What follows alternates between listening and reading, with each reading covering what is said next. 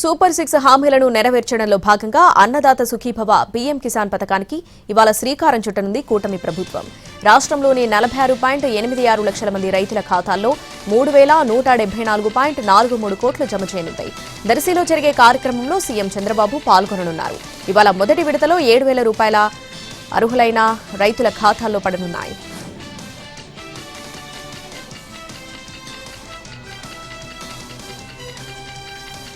ప్రధానమంత్రి కిసాన్ సమ్మాన్ నిధి పథకం కింద ఇవాళ రైతుల ఖాతాల్లో సొమ్ము జమ కానుంది. కేంద్రం అమలు చేస్తున్న ఈ పథకం కోసం 20వ విడత నిధుల కింద 20,500 కోట్లు విడుదలయ్యాయి. దీని ద్వారా 9.7 కోట్ల మంది రైతులకు లబ్ధి కలగనుంది. ఇవాళ వారణాసిలో జరిగే కార్యక్రమంలో ప్రధాని మోడీ నగదును రైతుల ఖాతాలకు బదిలీ చేయనున్నారు.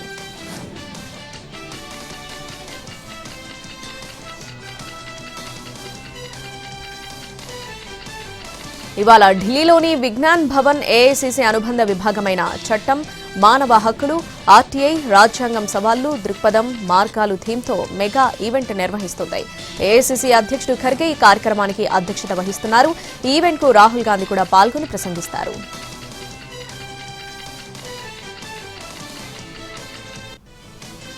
తెలంగాణ సీఎం రేవంత్ రెడ్డి మరోసారి హస్తిన బాట పట్టారు. ఢిల్లీలోని విజ్ఞాన్ భవన్లో ఇవాళ ఉదయం 9 గంటలకు అఖిల భారత కాంగ్రెస్ కమిటీకి చెందిన న్యాయ, మానవ వనరులు, ఆర్జీఐ విభాగం నిర్వహించే వార్షిక సదస్సులో రేవంత్ రెడ్డి పాల్గొననున్నారు. లీగల్ సదస్సులో రేవంత్ రెడ్డి కూడా ప్రసంగించనున్నారు.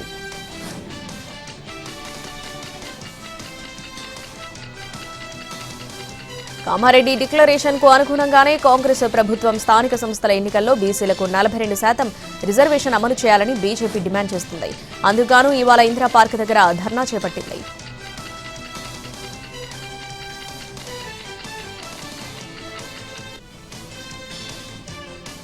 ఆంధ్రప్రదేశ్లోని చారిత్రక పర్యాటక కేంద్రమైన గండికోటను అంతర్జాతీయ స్థాయిలో అభివృద్ధి చేసేందుకు ప్రభుత్వం ఒక సమగ్ర మాస్టర్ ప్లాన్ను రూపొందిస్తుందని ముఖ్యమంత్రి చంద్రబాబు ప్రకటించారు. ఏపీ టూరిజం ఇన్వెస్టర్స్ మీటుకు హాజరయ్యారు. రాష్ట్ర పర్యాటక రంగంలోకి 500 కోట్ల విలువైన పెట్టుబడులను ఆకర్షిస్తూ కీలక ఒప్పందాలు జరిగాయి. భారతదేశ గ్రాండ్ కాన్యన్గా ప్రసిద్ధి చెందిన గండికోటను ఒక ప్రధాన యాంకర్ హబ్ గా తీర్చిదిద్దనున్నట్టు ముఖ్యమంత్రి తెలిపారు. కేంద్ర ప్రభుత్వం సాస్కీ పథకం కింద 78 కోట్ల వ్యయంతో చేపట్టనున్న పర్యాటక అభివృద్ధి ప్రాజెక్టుకు ఆయన శంకుస్థాపన చేశారు.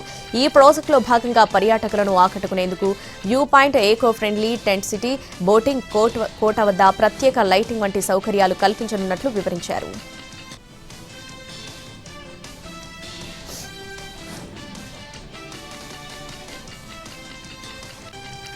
కడప జిల్లా జమ్మలమడుగు మండలం గూడెం చెరువు గ్రామంలో ఉల్సాల అలివేలమ్మ అనే లబ్ధిదారు ఇంటికి ముఖ్యమంత్రి చంద్రబాబు స్వయంగా వెళ్లి వితంతు పెన్షన్ను అందించారు.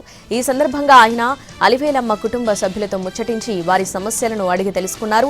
అలివేలమ్మ పెద్ద కుమారుడు వేణుగోపాల్ చేనేత కార్మికుడు. సీఎం ఆయన మగ్గాన్ని పరిశీలించారు. వేణుగోపాల్ తన కుమారుడు హర్షవర్ధన్ కు తల్లికి వందనం పథకం కింద లబ్ధి చేకూరినట్లు సీఎంకు వివరించారు. అనంతరం అలివేలమ్మ చిన్న కుమారుడు ఆటో డ్రైవర్ జగదీష్ తో చంద్రబాబు మాట్లాడారు. అనంతరం జగదీష్ ఆటోలో సీఎం చంద్రబాబు ప్రజావేదిక వద్దకు ప్రయాణించారు. ఈ ప్రయాణంలో ముఖ్యమంత్రి ఆ కుటుంబ ఆర్థిక ఇబ్బందుల గురించి అడిగి తెలుసుకున్నారు.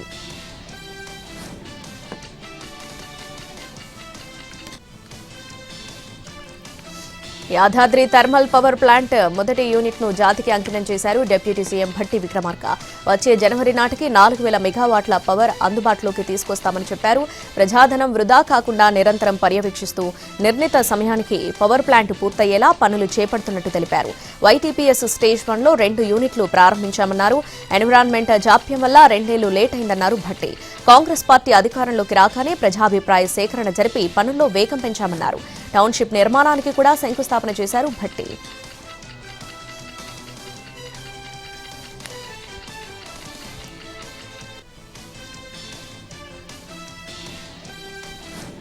తెలంగాణలోని కాళేశ్వరం లిఫ్ట్ ఇరిగేషన్ ప్రాజెక్టు నిర్మాణంలో అవకతవకలు జరిగాయన్న ఆరోపణలపై సుప్రీంకోర్టు రిటైర్డ్ న్యాయమూర్తి పీసీ ఘోష్ కమిషన్ సమర్పించిన నివేదికపై తదుపరి చర్యలు తీసుకోవడానికి ప్రభుత్వం సిద్ధమవుతుంది. ఈ నివేదికను సమగ్రంగా అధ్యయనం చేసి సారాంశాన్ని సిద్ధం చేయడానికి ప్రభుత్వం ఒక కమిటీని ఏర్పాటు చేస్తుంది. ఈ కమిటీలో నీటిపారుదల శాఖ, న్యాయశాఖ, సాధారణ పరిపాలన శాఖ కార్యదర్శులు సభ్యులుగా ఉన్నారు. ఈ కమిటీ ఆగస్టు 4న రాష్ట్ర మంత్రిమండలికి తన నివేదికను సమర్పించనుంది. ఆ తర్వాత కేబినెట్ సమావేశంలో ఈ నివేదికలోని సిఫారసులు అంశాలపై చర్చించి తదుపరి చర్యలపై నిర్ణయం తీసుకోనున్నారు.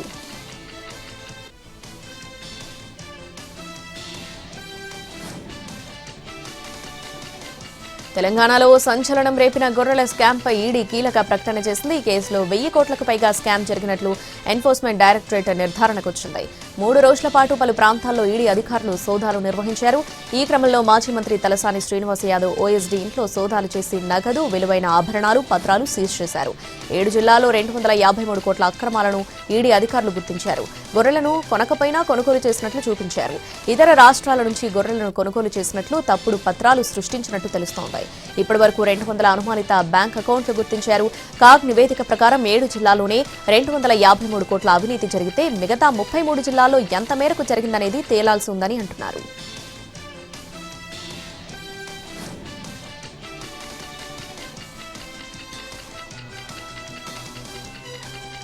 ప్రభుత్వాల తప్పులను ఎత్తి చూపడంలో కమ్యూనిస్టులను మించిన వాళ్లు లేరని, అదేవిధంగా అధికారంలో ఉన్న వారిని గద్దె దింపడంలోనూ వాళ్లే ఉపయోగపడతారని సీఎం రేవంత్ రెడ్డి అన్నారు. తనకు మొదటి నుంచి కమ్యూనిస్టులంటే అపారమైన గౌరవం ఉందని, 2004లోనూ కాంగ్రెస్ గెలుపులో వారి పాత్ర మరవలేనిదని చెప్పారు.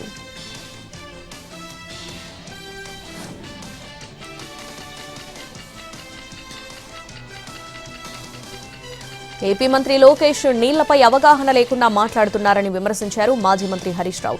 బనకచర్ల కడతామంటే ఊరుకునేది లేదన్నారు. అడ్డుకొని తీరతామన్నారు హరీష్ రావు.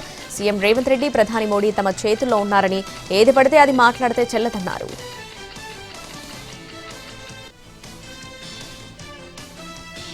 జగన్ కు ప్రజల్లో వస్తున్న ఆదరణ చూసి టీడీపీ నేతలు ఓర్వలేకపోతున్నారని అంబటి రాంబాబు అన్నారు.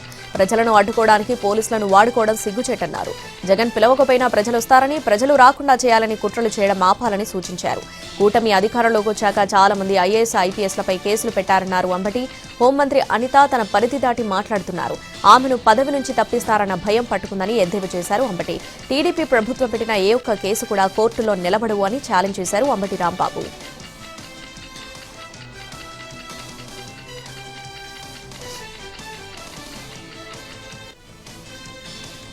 టీడీపీ నేత పల్లపాటి సుబ్రహ్మణ్యం వ్యాఖ్యలపై మాజీ మంత్రి పేర్ని నాని తీవ్ర స్థాయిలో విరుచుకుపడ్డారు. మంత్రి కొల్లు రవీంద్ర డైరెక్షన్లో సొంత గొడవల్లోని తనను, తన కొడుకును ఎందుకు లాగుతున్నారని ప్రశ్నించారు.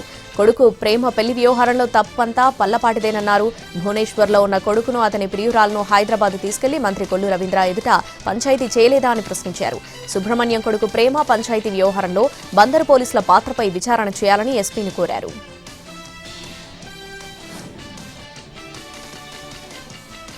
వికారాబాద్, సంగారెడ్డి జిల్లాలో టీపీసీసీ జనహిత పాదయాత్ర కొనసాగింది. ప్రజల కష్టాలను తెలుసుకునేందుకు పాదయాత్ర చేస్తున్నామని కాంగ్రెస్ నేతలు చెప్పారు. సంగారెడ్డి జిల్లా సంగుపేట నుంచి జోగుపేట వరకు పాదయాత్ర నిర్వహించారు. జోగుపేటలో కార్నర్ మీటింగ్ నిర్వహించారు. ఈ సమయంలో బనకచర్ల ప్రాజెక్టు విషయంలో తెలంగాణ ప్రయోజనాలను గత బీఆర్ఎస్ ప్రభుత్వం ఏపీకి తాకట్టు పెట్టిందని టీపీసీసీ చీఫ్ మహేష్ గౌడ్ ఆరోపించారు. అప్పటి సీఎం కేసీఆర్, హరీష్ రావు ఏపీ పాలకులకు తలొగ్గి చేసిన తప్పిదాలను సరిదిద్దేందుకు, తెలంగాణ వెనక్కి తీసుకొచ్చేందుకు కాంగ్రెస్ ప్రభుత్వం ప్రయత్నిస్తుందన్నారు.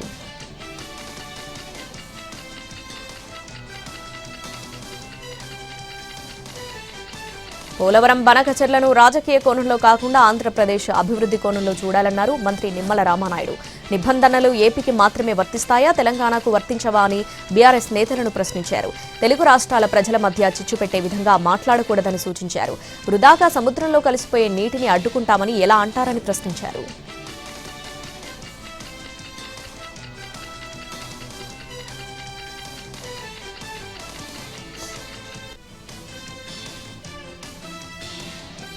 కుప్పం నియోజకవర్గంలో ఉప ఎన్నికలు ఉద్రిక్తతకు దారితీశాయి. రామకుప్పం మండలం మణీంద్రం ఎంపీటీసీ స్థానానికి కాంగ్రెస్ అభ్యర్థి గీత నామినేషన్ వేయడానికి ప్రయత్నించడంతో కొందరు ఆమె పేపర్లు లాక్కెళ్లారు. దీంతో చిత్తూరు డీసీసీ అధ్యక్షుడు భాస్కర్, కుప్పం ఇన్ఛార్జ్ ఆవుల గోపి రామకుప్పం వెళ్లేందుకు ప్రయత్నించారు. కారద్దాలు ధ్వంసం చేశారు. మరో స్వతంత్ర అభ్యర్థి శ్రీదేవి తన నామినేషన్ పేపర్లు టీడీపీ నాయకులు లాక్కెళ్లారని ఆరోపించారు.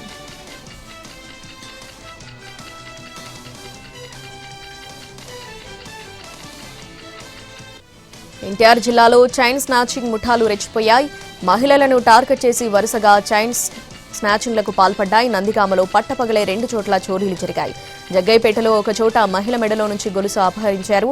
గంటల వ్యవధిలోనే 3 చోట్ల ఇలాంటి ఘటనలు జరగడంతో పోలీసులు అప్రమత్తమయ్యారు. సీసీ కెమెరాల ఆధారంగా దర్యాప్తు చేపట్టారు.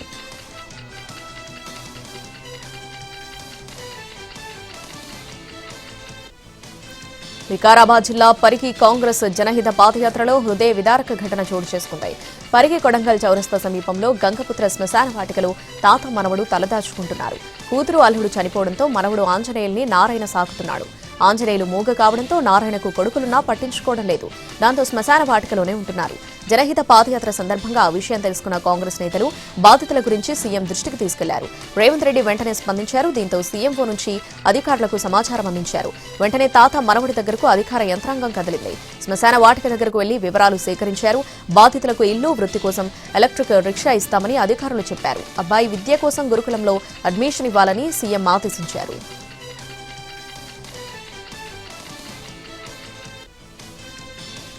సృష్టి కేసులో తొలి రోజు కస్టడీ విచారణలో డాక్టర్ నమ్రత నోరు విప్పలేదు. 5 గంటల పాటు ప్రశ్నించినా అరకొరగానే సమాధానాలు చెప్పినట్టు తెలుస్తోంది. చైల్డ్ ట్రాఫికింగ్ పై అడిగిన ప్రశ్నలకు నోరు మెదపలేదు. నమ్రత ఏజెంట్లు, ఏఎన్ఎం, ఆశా వర్కర్ల పాత్రపై పోలీసులు ఆరా తీస్తున్నారు. ఒక్కొక్కరి దగ్గర ఎంత మొత్తంలో వసూలు చేశారని ప్రశ్నలు వేసినట్టు తెలుస్తోంది. విజయవాడ, వైజాగ్, హైదరాబాద్ సృష్టి ఫెర్టిలిటీ బ్రాంచీలపై వివరాలు సేకరించారు. అంతకుముందు తాను ఎలాంటి తప్పు చేయలేదని, త్వరలోనే అన్ని విషయాలు చెబుతానని తెలిపారు. తనపై ఓ ఆర్మీ వ్యక్తి తప్పుడు ఆరోపణలు చేశారని ఆరోపించారు. కోనసీమ జిల్లాలో మద్యం నిబంధనలు గాలికొదిలేశారు వ్యాపారులు. చిన్నారులను మద్యం అమ్మకాలకు దూరంగా ఉంచాల్సింది పోయి అక్రమ కేంద్రాల వద్దనే చిన్నారులు కనిపిస్తున్న దృశ్యాలు ఆత్రేయపురంలో కలకలం సృష్టిస్తున్నాయి.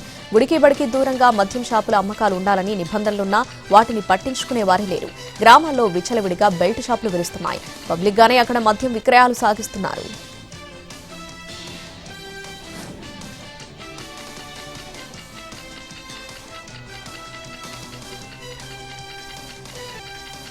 బీహార్లో ఎన్నికల సంఘం చేపట్టిన ప్రత్యేక సమగ్ర సవరణ పూర్తి కావడంతో ఇందుకు సంబంధించిన ముసాయిదా జాబితా విడుదలైంది.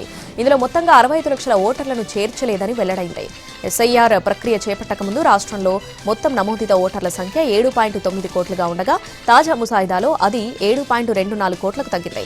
పట్నాలో అత్యధికంగా 3.95 లక్షలు, మధుబనిలో 3.52 లక్షలు, ఈస్ట్ చంపారణ్లో 3.16 లక్షలు, గోపాల్గంజ్లో 3.10 లక్షల ఓటర్లు సంబంధిత దస్త్రాలను అందించకపోవడంతో వారిని ఈ జాబితాలో చేర్చలేదని ఈసీ వెల్లడించింది. మొత్తం జాబితాలో 22.34 లక్షల మంది ఓటర్లు చనిపోయారని, 36.28 లక్షల మంది ఇతర ప్రాంతాలకు తరలి వెళ్లడం లేదా ఆయా చిరునామాలో లేరని ఈసీ గుర్తించింది. మరో 7.01 లక్షల మంది ఒకటి కన్నా ఎక్కువ సార్లు నమోదు చేసుకున్నట్లు గుర్తించామని తెలిపింది.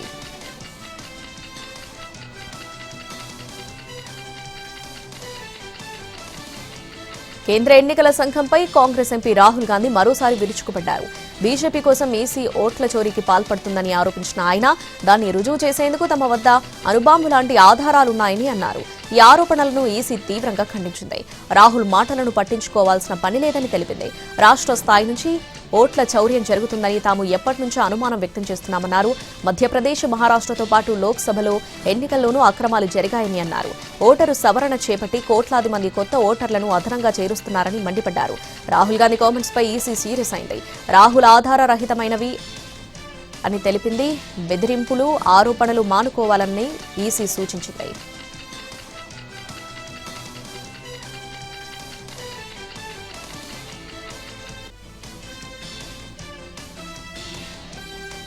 బీజేపీ కోసం ఈసీ ఓట్ల చోరీకి పాల్పడుతుందని, దాన్ని రుజువు చేసేందుకు తమ వద్ద అణుబాంబు లాంటి ఆధారాలున్నాయని ప్రతిపక్ష నేత రాహుల్ గాంధీ చేసిన వ్యాఖ్యలపై కేంద్ర పార్లమెంటరీ వ్యవహారాల శాఖ మంత్రి కిరణ్ రిజిజు స్పందించారు.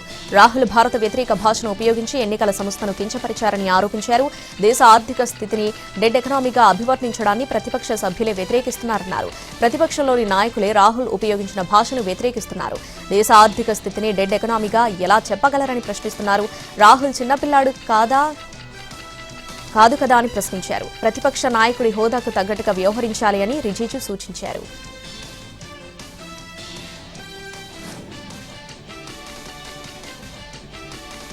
భారత ఆర్థిక వ్యవస్థపై అమెరికా అధ్యక్షుడు డొనాల్డ్ ట్రంప్ చేసిన వ్యాఖ్యలను శివసేన ఉద్ధవ్ ఠాక్రే వర్గం ఎంపీ ప్రియాంక చతుర్వేది తప్పుపట్టారు.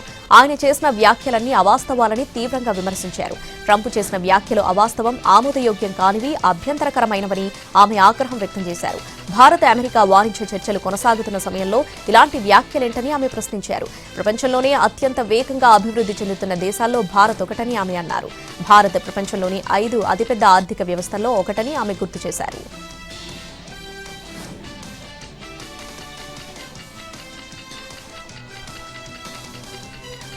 ఉపరాష్ట్రపతి ఎన్నికకు స్కెడ్యూల్ విడుదలైంది. సెప్టెంబర్ 9న ఉపరాష్ట్రపతి ఎన్నిక జరగనుంది. ఈ నెల 21 నుంచి నామినేషన్లు స్వీకరిస్తారు. జూలై 21న జగదీప్ ధన్ఖడ్ రాజీనామా చేయడంతో ఎన్నికలు నిర్వహిస్తున్నారు. ఉదయం 10 గంటల నుంచి సాయంత్రం 5 గంటల వరకు పోలింగ్ జరగనుంది. అదే రోజు ఫలితాలు విడుదల చేయనున్నారు. ఉపరాష్ట్రపతి ఎన్నికల్లో మొత్తం 788 మంది పార్లమెంటు సభ్యులు పాల్గొననున్నారు. ప్రస్తుతం ఉభయ సభల్లో 7 సీట్లు ఖాళీగా ఉన్నాయి. కొత్త ఉపరాష్ట్రపతి ఎన్నిక నిర్వహణ కోసం రిటర్నింగ్ అధికారిగా Rajya Sabha secretary general PC Modi ఇటీవల నియమితులయ్యారు. న్యాయ మంత్రిత్వ శాఖను సంప్రదించడంతో పాటు రాజ్యసభ డిప్యూటీ చైర్మన్ సమ్మతి మేరకు ఈసీ నిర్ణయం తీసుకుంది. కొత్తగా తీసుకొచ్చే ప్రజా సంక్షేమ పథకాల్లో జీవించి ఉన్న నేతల పేర్లు వాడొద్దని తమిళనాడు సర్కారుకు మద్రాసు హైకోర్టు ఆదేశాలు జారీ చేసింది. అలాగే వాటి గురించి ప్రచారం చేసే సమయంలో మాజీ ముఖ్యమంత్రుల చిహ్నాలు, పార్టీ గుర్తులు, జెండా వినియోగించకుండా నిషేధించింది. అన్నాడీఎంకే పార్టీ నేత, రాజ్యసభ సభ్యుడు సివి షణ్ముగం వేసిన పిల్పై మద్రాసు హైకోర్టులో విచారణ జరిగింది. రాష్ట్ర ప్రభుత్వం నిర్వహిస్తున్న ప్రచార కార్యక్రమంలో సీఎం స్టాలిన్ తన పేరును ఉపయోగించడాన్ని షణ్ముగం సవాల్ చేశారు. ఈ ఉత్తర్వులు ఏ ప్రభుత్వ పథకం ఆవిష్కరణ, అమలుకు అడ్డంకి కాబోవని కోర్టు స్పష్టం చేసింది.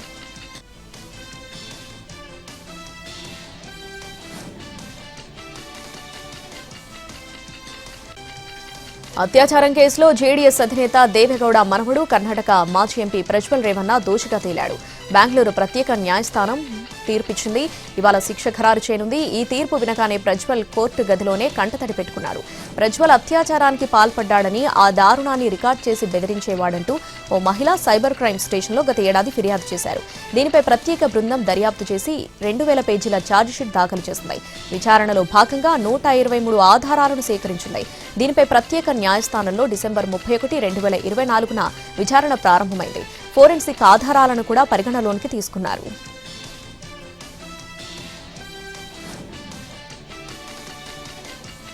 బెంగళూరులో లోకాయుక్త అధికారులు Karnataka rural infrastructure development limited కార్యాలయంలో మాజీ క్లర్క్ నివాసాల్లో సోదాలు నిర్వహించారు.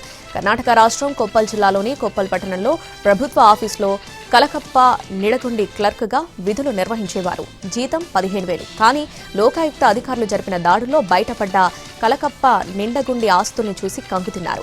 కలకప్ప నిండగుండితో పాటు అతని ఇతర కుటుంబ సభ్యుల పేర్ల మీద 24 ఇళ్లు, 4 ఫ్లాట్లు, 40 ఎకరాల వ్యవసాయ భూమి ఉన్నట్లు గుర్తించారు. అంతేకాదు 4 వాహనాలు, 350 గ్రాముల బంగారం, కేజీన్నర వెండిని స్వాధీనం చేసుకున్నారు.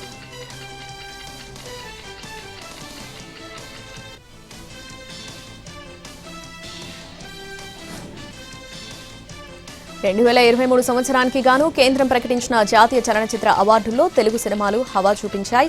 2023లో విడుదలైన వందలాది చిత్రాల నుంచి ఎంపిక చేసిన విజేతలను కేంద్రం ప్రకటించింది.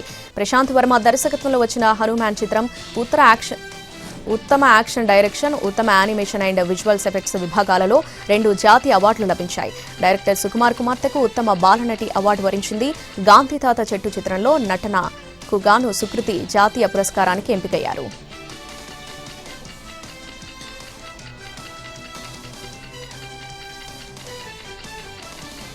71వ జాతీయ చలనచిత్ర పురస్కారాలను కేంద్రం ప్రకటించింది. ఈసారి తెలుగు చిత్రాలకు అవార్డుల పంట పండింది. ఉత్తమ తెలుగు చిత్రంగా బాలకృష్ణ నటించిన భగవంత కేసరిని అవార్డు వరించింది. అనిల్ రావిపూడి దర్శకత్వంలో రూపొందిన ఈ మూవీలో శ్రీలీల, కాజల్, అర్జున్ రాంపాల్ కీలక పాత్రలు పోషించారు.